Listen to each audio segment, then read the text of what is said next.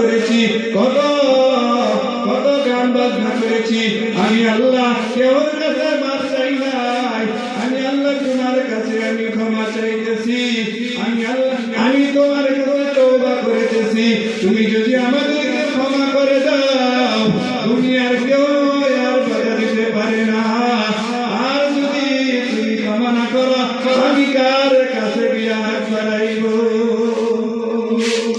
এইভাবে আল্লাহ তাআলার মুতার কাছে, আল্লাহ তাআলার মুতালার ঘর মসজিদ ঘর, এই মসজিদ ঘরে যদি আমরা নিশি রাতে যদি দুই রাকাত করে নামাজ পড়ি আর আল্লাহর কাছে চাই, আল্লাহ আমি তোমার হাতে, তোমার কাছে আমি ছোট হয়েছি, তোমার কাছে আমি এরকম আমি ভুল করেছি, কেউ দেখে নাই, তুমি যা দেখছো আর তো কেউ দেখে নাই। তুমি যদি ক্ষমা করে দাও, আর কেউ বাধা দিতে পারে না।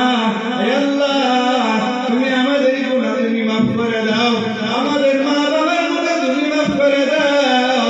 আমি যদি এইভাবে কান্দি, চোখে দিয়া পানি যার যার করে করে আর চোখের পানি পড়ে, আর আমি দোয়া করি আল্লাহর কাছে, আল্লাহ তুমি ক্ষমা করে দাও, নিশ্চয় আল্লাহ তাআলা ক্ষমা করে দিতে পারে।